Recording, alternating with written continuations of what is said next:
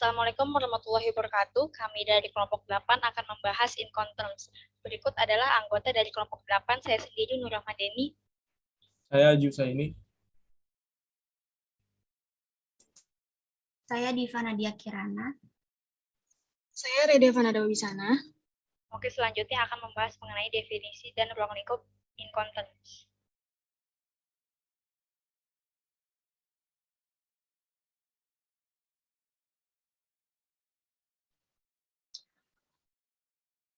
Definisi Incoterms. Incoterms adalah kodifikasi dan peraturan internasional untuk keseragaman kontrak dalam perdagangan internasional. Incoterms sendiri adalah singkatan dari International Commercial Terms. Jika diartikan dari asal katanya, maka itu untuk antar negara, yang berkaitan dengan kata jamak dari artinya.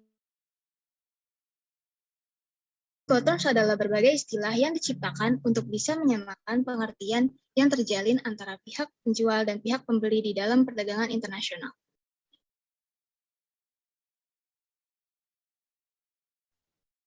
Ruang lingkup. Ruang lingkup Incoterms terbatas hanya pada pihak-pihak terkait dalam kontrak jual beli atau sales kontrak dari barang yang diperdagangkan.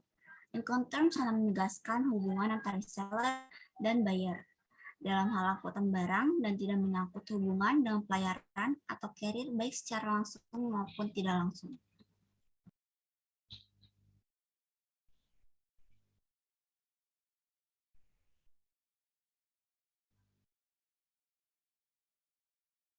Berikutnya ada lembaga yang mendirikan Incoterms, Kamar Dagang Internasional atau International Chamber of Commerce yang mendirikan Incoterms atau bisa disingkat ICC, diterbitkan pada tahun 1936 setelah Perang Dunia Pertama.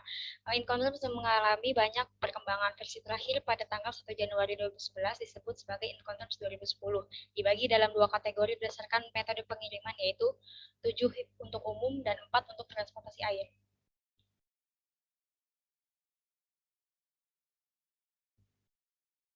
Ini adalah contoh dari yang tadi 7 yang umum, sisanya 4 yang air. Baik, selanjutnya.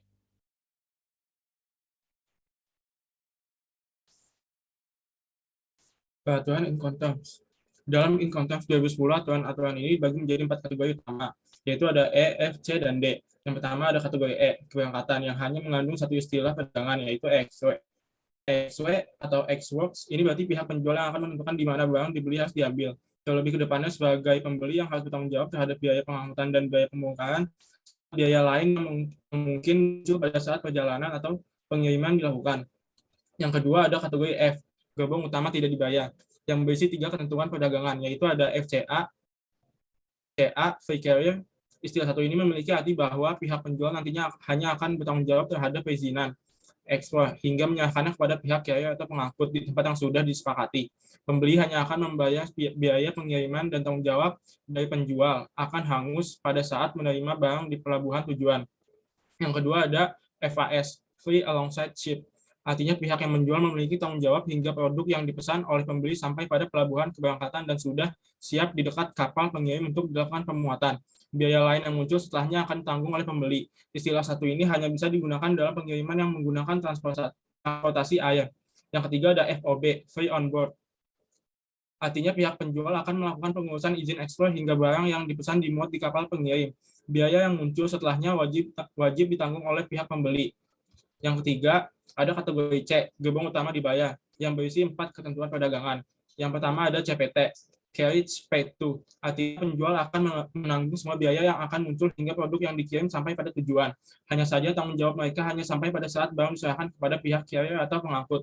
Yang kedua ada CIP, Carriage and Insurance Paid To. Istilah CIP memiliki kemiripan dengan CPT karena di dalamnya pihak yang menjual produk memiliki kewajiban untuk melakukan pembayaran asuransi terhadap barang yang mereka kirim hingga barang tersebut diserahkan kepada pemesan. Ketiga ada CFR, Cost and Freight. Artinya pihak penjual akan menanggung semua biaya yang muncul dari tempatnya hingga barang sampai pada pelabuhan pengiriman. Biaya yang muncul setelahnya akan ditanggung oleh pemesan atau pembeli.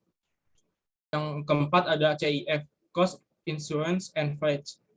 hampir sama dengan CFR, istilah CIF ini memungkinkan penjual untuk melakukan semua tanggung jawab hingga barang sampai pelabuhan dan siap dimuat.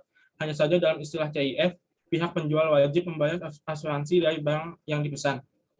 Yang keempat, ada kategori D, kedatangan, yang berisi 3 ketentuan perdagangan, yaitu yang pertama ada DAP, Delivered at Place. Istilah satu ini memiliki arti kalau pihak penjual akan menanggung semua biaya yang muncul hingga barang yang dipesan sampai pada tempat tujuan. Yang kedua ada DAT, Delivered at Terminal. Istilah DAT dalam perdagangan internasional memiliki arti bahwa pihak penjual akan melakukan semua pembayaran yang berkaitan dengan biaya pengiriman suatu produk hingga dilakukan pembongkaran di pelabuhan tujuan. Tanggung jawab si penjual akan lepas setelah barang selesai dibongkar di pelabuhan tujuan. Yang terakhir ada DDP, Delivered Duty Paid. Artinya pihak penjual akan mengirim barang sampai tujuan dan menanggung semua biaya yang ada di dalamnya, termasuk biaya asuransi dan seluruh biaya tambahan lain yang wajib dibayar seperti biaya pajak, cukai, impor, dan lain-lain. Izin mendatangkan barang dari pihak pembeli juga akan dibereskan oleh pihak penjual.